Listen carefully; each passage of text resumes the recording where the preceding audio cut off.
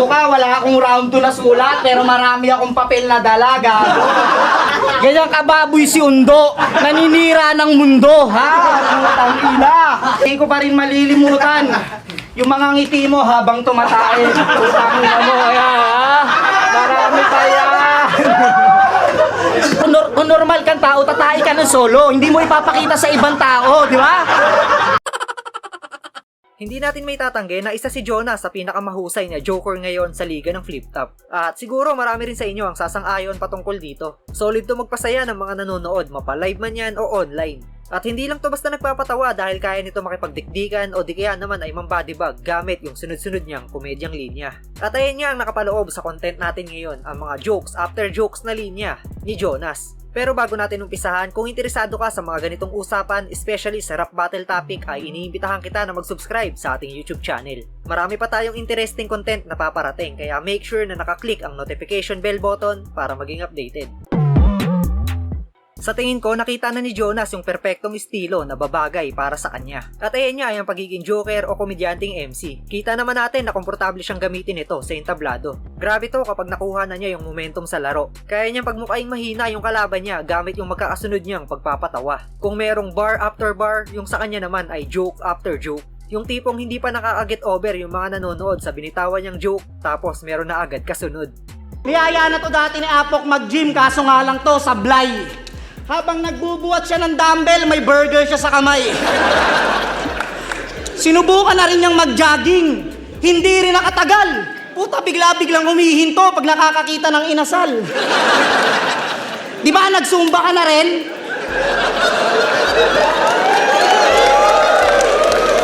Tapos di naging effective. Putang inan to, sa kada 8 counts umiinom ng soft drinks.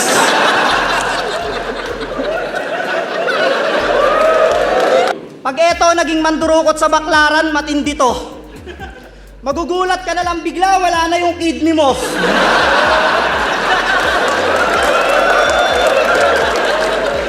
Ang pangit mo siguro ka, banding. Yung tipong nag-iinuman kayong magkakagrupo, ang saya niyong nagkukwentuhan, bigla siyang magbabagsak ng ulo. Tapos gusto mo, katakutan ka dyan sa napili mong imahe. Eh kahit si Lord natatawa nung ginagawa ka eh. Sabi ng Diyos, oh.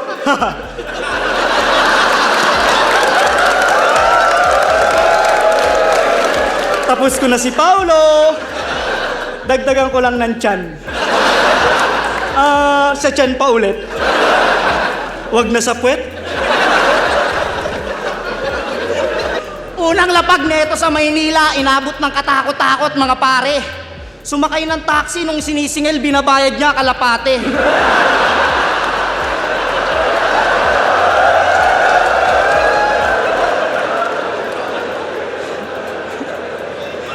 Pagpasok sa hotel, na-stress si Arik, Diyos ko Lord.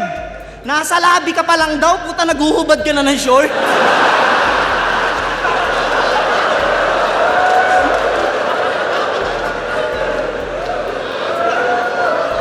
Pagpasok ng kwarto, puta biglang gininaw si Abnoy. Nagre-request kay Enigma ng kwartong may apoy. Boss, tama daw. Kasi sa grupo namin, masaya. Puro nakakatawa, kwentuhan. Sa grupo nyo, nakakatakot. Puro saksakan yung usapan. Sa grupo namin, solid, may banding, pamparelax. Sa grupo nyo, solid, walang alisan sa barracks.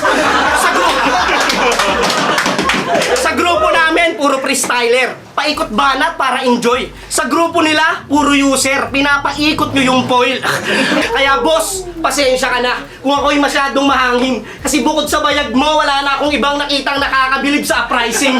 Oh, real talk! Nakita ko bayag ni Boss Arik sa Cebu. Talagang kapuna-puna. Mabuhok, mamula-mula. Tang-ina.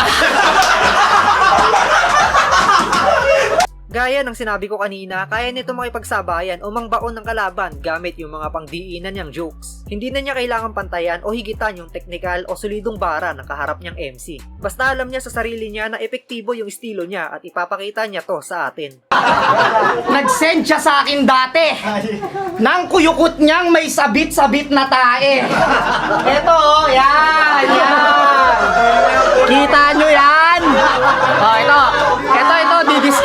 didiscuss ko lang. Eto yung ilalim ng betlog niya. Tas eto yung puwetan.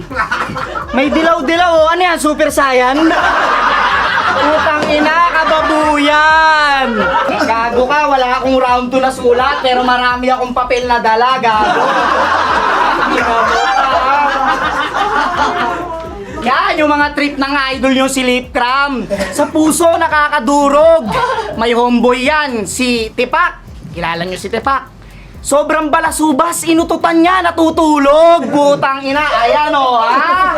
O, kita nyo? Sige, putang ina. Ganyan kababoy si Undo, naninira ng mundo, ha?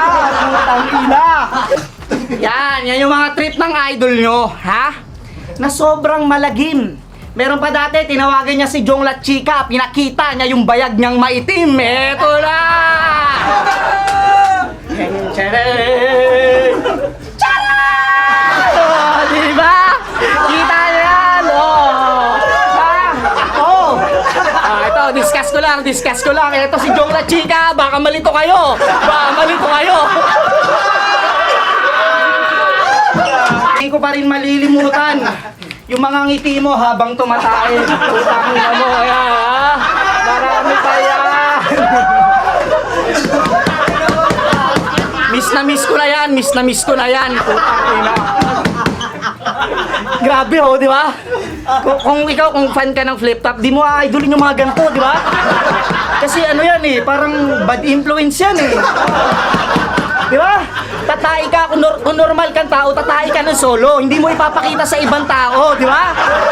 Kasi ang tae natin, hindi yan lumalabas, may ibang nakakakita. Pero siya, putang ina, maligaya.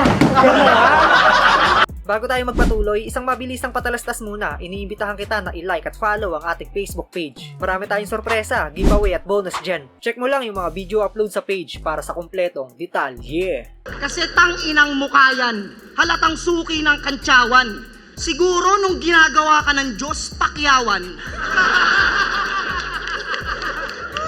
Kasi ubod ng palpak, tila na sadlak. Kung ako ang tatay mo, ipapangalan ko sa'yo.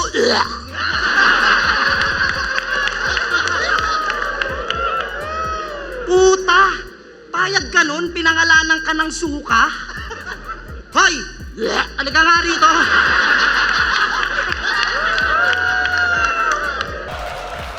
Pero kung ako nakalaban mo nun, mas malala aabutin mo sa akin.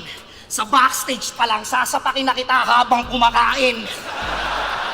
Susuntok-suntokin ko yung mukha mo kahit na dumugo pa. Nasasabihin ko sa management natin, ikaw nanguna. De, joke lang. Hindi ako ganon. Pagdating sa octagon, estilo ko kakaiba. Lalapit ako sa'yo, tapos yayakapin kita. Sabay ipaparamdam ko sa'yo kung gaano ka kahalaga.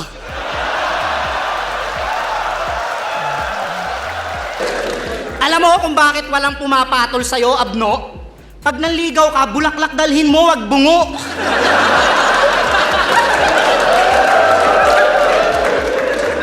Hindi ka talaga sasagutin ng mga babae, tanga ka.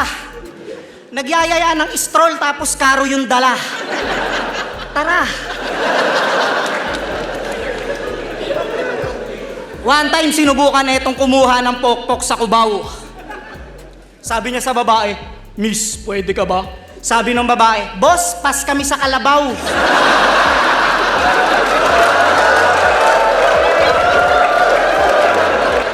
Malamang si Lucas ay napapaisip. Halika't aking ipapasilip. Kung sa pinanggalingan mo'y mababangis sa mga leon, dito yung mga buhaya na niniket.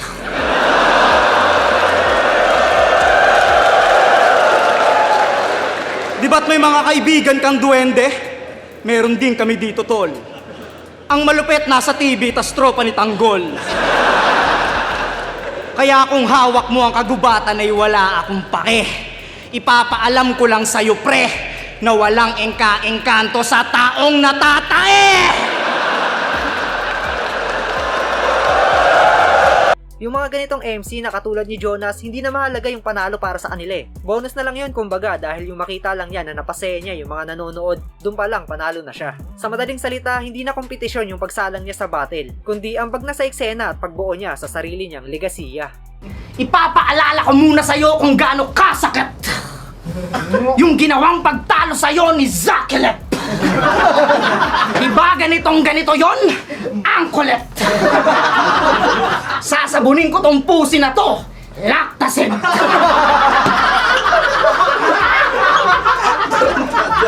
Tutunawin ko to si Totoy Brown. Chocolate. Hanggang magsabi na lang kayo ng condolence.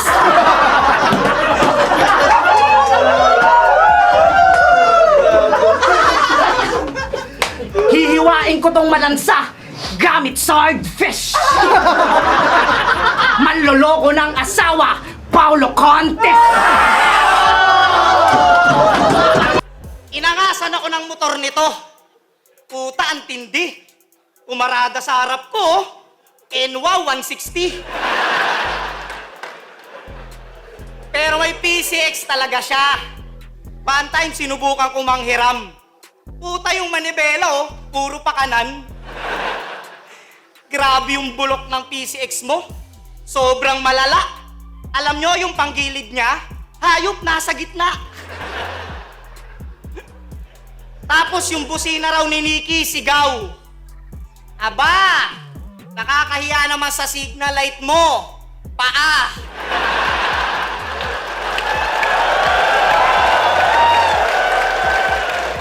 Sabi niya sa laban niya kay Kayram, nakakatampo lang kasi. Representa ako ng representa ng Iloilo, di naman ako kilala ng mayor natin. Tampo yard. Deserved. Tanginan to ni Castillo, haters ng munisipyo. Umagang-umaga naghahanap ng battle sa presinto. Di lang na-recognize ni Mayor, puta nagalit na tong rapper. Paalala ko lang sa'yo, brother, sa kalaban ka nag-watcher.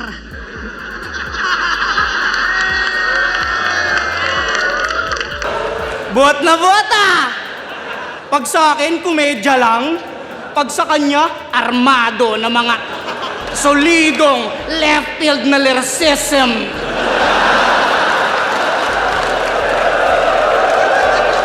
Boss, hindi halatang meron kang favoritism. Ba't namang ganon? Para namang ang labo. Kulang na lang sabihin mo sa akin, mag-PSP ka na lang, Joe.